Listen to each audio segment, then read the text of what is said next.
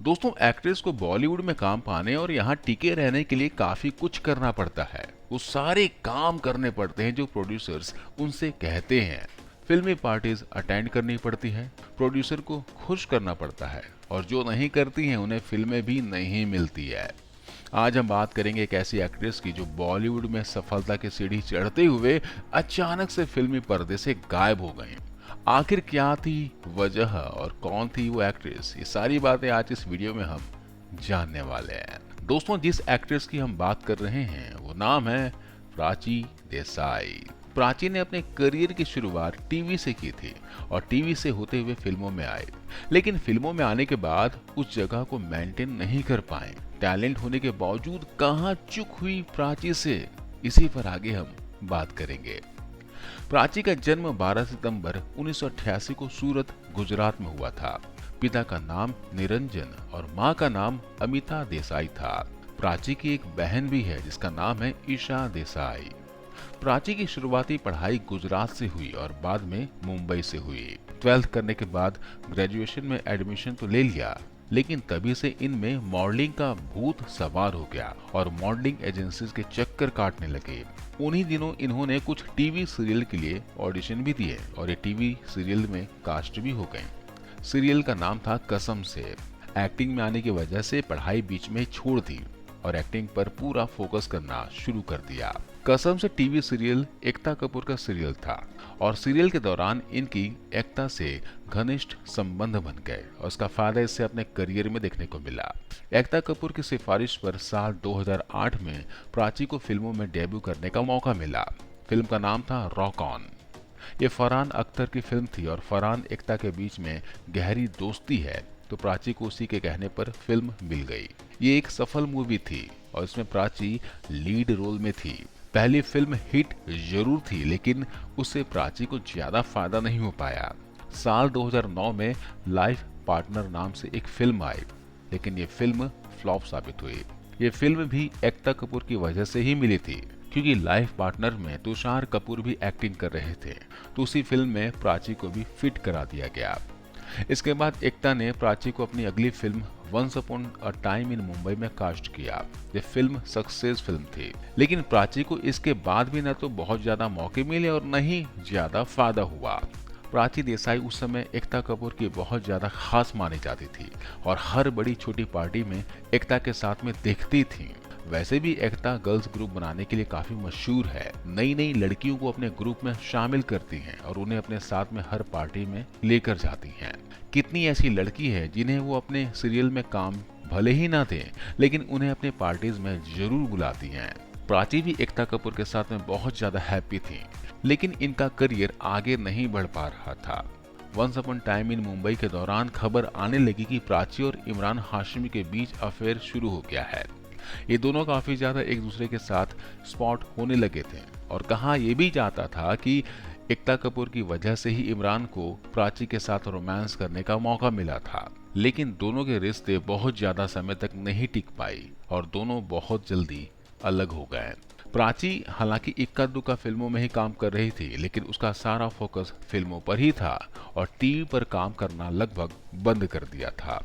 कसौटी जिंदगी की इस सीरियल में लीड रोल में थी श्वेता तिवारी, लेकिन उन दिनों एकता कपूर के संपर्क में प्राची नई नई आई थी, तो इसी सीरियल में प्राची के लिए अलग से रोल लिखा गया।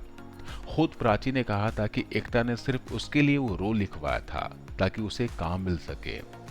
ऐसा नहीं है कि एकता कपूर सिर्फ प्राची पर इस कदर फिदा हुई थी, और भी कई सारी एक्ट्रेस थी जो एकता कपूर के ग्रुप में रहकर मजे लूट रही थी। श्वेता तिवारी, संध्या मृदुल, साक्षी तन्वर, अनीता हसनंदानी, आशा नेगी और इसके अलावा भी बहुत सारी एक्ट्रेस हैं। लेकिन इन सब का एक लिमिट टाइम होता है। इसके बाद एकता के ग्रुप में नई नई लड़कियां शामिल हो जाती हैं जो कम एज की होती हैं, और जो पुरानी लड़कियां होती हैं उम्र बढ़ने के बाद में साइड हो जाती हैं। साल 2012 में प्राची बोल बच्चन नाम की एक फिल्म में काम कर रही थी। ये रोहित शेट्टी की फिल्म थी।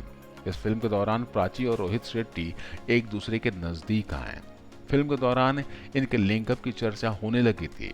रोहित शेट्टी ऑलरेडी शादीशुदा थे और रोहित कुछ ज्यादा ही प्राची को पसंद करने लगे थे। इसके बाद में हालात ये आ गए कि रोहित शेट्टी ने अपनी वाइफ को तलाक देने का मन बना लिया था और दोनों यानी कि रोहित शेट्टी और प्राची देसाई लिव इन में रहने लगे।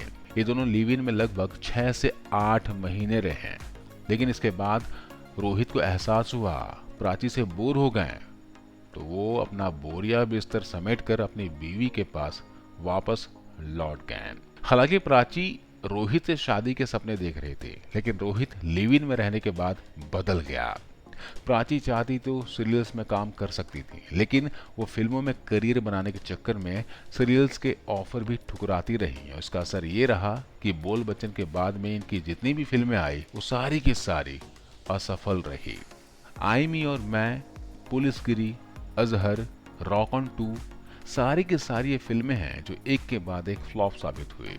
बॉलीवुड में एक्ट्रेस जब फ्लॉप होने लगती हैं तो उन्हें लगता है कि फिल्मी पार्टियों में जा करके फिल्में मिल जाएंगी। ये सभी हीरोइनों की सोच होती है, लेकिन फिल्मी पार्टियों से भी फिल्में वही झटक पाती हैं जो चालाक और शातिर होती हैं। वरना यहाँ के कुछ फिल्म मेकर्स और बड़े बड़े एक्टर्स ऐसे होते हैं जिनके अंदर हवस इतना भरा होता है कि ऐसी एक्ट्रेस को फिल्मों का लालच देकर उन्हें खूब लूटा जाता है, इज्जत से खेला जाता है और फिर फिल्म देने के नाम पर फोन उठाना बंद कर देते हैं। यह भी दोस्तों बॉलीवुड की एक काली सच्चाई है। वैसे प्राची ने भी खूब कोशिश की, लेकिन 2013-14 के बाद इनका करियर पूरी तरह से खत्म हो गया था। इसके बाद 3-4 फिल्में आई, जैसे कि अजहर, रॉक ऑन 2 और साइलेंस। ये सारी ही फिल्में थी जो बुरी तरह से फ्लॉप थी। इन्होंने सीरियल्स मात्र 2 ही किए थे और दोनों एकता कपूर के सीरियल थे। जब एक्ट्रेस को फिल्मी पार्टियों में जाकर प्रोड्यूसर के साथ दोस्ती करके काम नहीं मिलता तो उसके पास एक ही हथियार बचता है जिससे वो पब्लिसिटी बटोरने का काम करती हैं, और वो है कास्टिंग काउच पर खुलासा करना या फिर नेपोटिज्म पर बयान देना। प्राची ने भी कुछ समय पहले बयान दिया था कि उसका करियर नेपोटिज्म की वजह से बर्बाद हुआ था। ग्रुपिंग करके उससे काम छीन लिया गया, उसे फिल्मों से बाहर निकाल करके करियर तबाह कर दिया गया। लेकिन प्राची ये भूल गए कि नेपो किड एकता कपूर ने ही अपने सीरियल में काम करने का पहला मौका दिया था, और जो उसे पहली फिल्म मिली थी वो भी इसे एकता कपूर की वजह से ही मिली थी। वो फिल्म भी नेपो किड फरहान अख्तर की मूवी थी। इन्होंने ज्यादातर फिल्में जो की हैं ये तो नेपो किड के साथ में की हैं या फिर नेपो किड की वजह से की हैं। एकता कपूर या फिर फरहान अख्तर, ये लोग सबसे बड़े ग्रुपिंग बाज हैं और ये इन दोनों की खासम खास थी। फिर ग्रुपिंग की वजह से इनका करियर कैसे बर्बाद हो गया? आजकल नेपोटिज्म, ग्रुपिंग और कास्टिंग काउच पर चर्चा होते रहती है।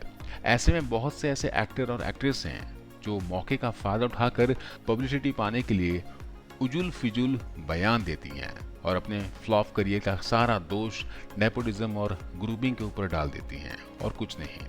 प्राची देसाई के अगर नेटवर्थ की बात करें तो आज के समय में इनका नेटवर्थ है लगभग 81 करोड़ रुपए।